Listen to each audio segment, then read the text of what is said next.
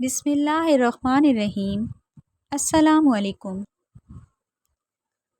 حضرت حزقیل حضرت موسیٰ علیہ السلام کی تیسرے خلیفہ ہیں جو منصب نبوت پر سرفراز کیے گئے۔ حضرت موسیٰ علیہ السلام کی وفات کے بعد آپ کی خلیفہ اول حضرت یوشع بن نون علیہ السلام ہوئے، جن کو اللہ تعالیٰ نے نبوت عطا فرمائی۔ ان کے بعد حضرت کالب بن یحییٰ علیہ السلام حضرت موسیٰ علیہ السلام کی خلافت سے سرفراز ہو کر مرتبہ نبوت پر فائز ہوئے۔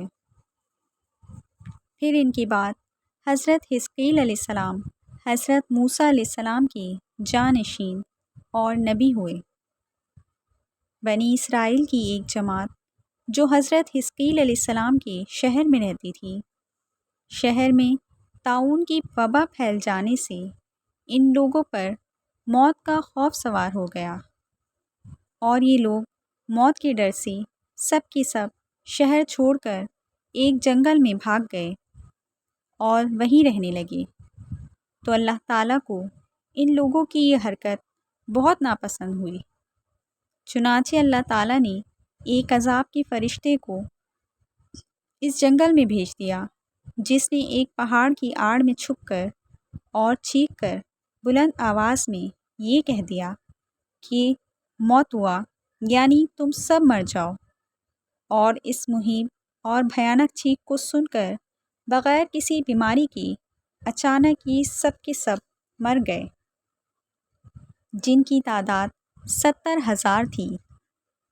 ان مردوں کی تعداد اس قدر زیادہ تھی کہ لوگ ان کی کفن و دفن کا کوئی انتظام نہیں کر سکے، اور ان کی لاشیں کھلے میدان میں بے گور و کفن 8 دن تک پڑی پڑی سڑنے لگیں، اور بے انتہا تعفن اور بدبو سے پورے جنگل بلکہ اس کے اطراف میں بھی بدبو پیدا ہو گئی۔ کچھ لوگوں نے ان کی لاشوں پر رحم کھا کر چاروں طرف سے دیوار اٹھا دی تاکہ یہ لاشیں درندوں سے محفوظ رہیں۔ کچھ دنوں بعد حضرت حزقیل علیہ السلام کا اس جنگل میں ان لاشوں کے پاس سے گزر ہوا تو اپنی قوم کے 70,000 لوگوں کو اس موت ناگہانی اور بے گور و کفن لاشوں کی فراوانی کو دیکھ کر رنج و غم سے ان کا دل بھر آیا۔ آپ دیدہ ہو گئے اور باری تعالیٰ کے دربار میں دکھ بھرے دل سے گڑ گڑا کر دعا مانگنے لگے کہ یا اللہ، یہ میری قوم کے افراد تھے جو اپنی نادانی سے یہ غلطی کر بیٹھے کہ موت کے ڈر سے شہر چھوڑ کر جنگل میں آ گئے۔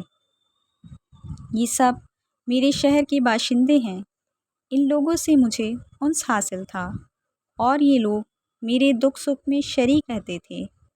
افسوس کہ میری قوم ہلاک ہو گئی اور میں بالکل اکیلا رہ گیا۔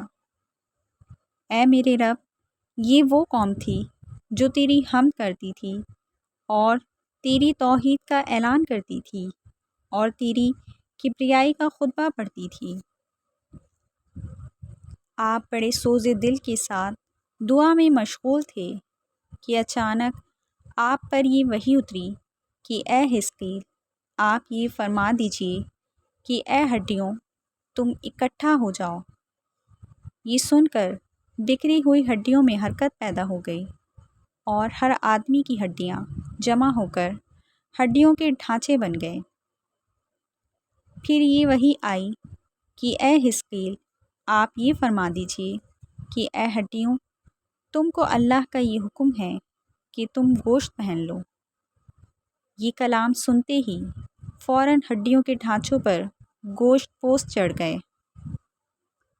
پھر تیسری بار یہ وحی نازل ہوئی، اے حزقیل، اب یہ کہہ دو کہ اے مردو، خدا کے حکم سے تم سب اٹھ کھڑے ہو جاؤ۔ چنانچہ یہ فرما دیا تو آپ کی زبان سے یہ جملہ نکلتے ہی 70,000 لاشیں ایک دم یہ پڑھتے ہوئے کھڑی ہو گئیں کہ سبحانک اللہم و بحمدک ولا الہ الا انت۔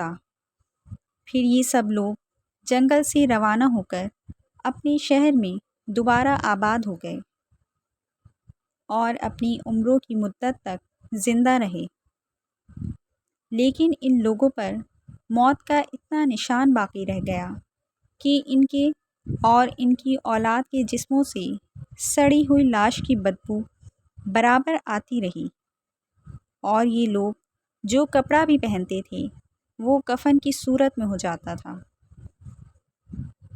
اور قبر میں کفن جس طرح میلا ہو جاتا ہے ایسا ہی میلا پن ان کے کپڑوں پر نمودار ہو جاتا تھا۔ چنانچہ یہ اثرات آج تک ان یہودیوں میں پائے جاتے ہیں جو ان لوگوں کی نسل سے باقی رہ گئے ہیں۔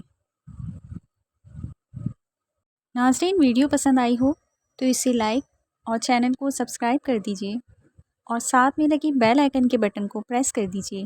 شکریہ۔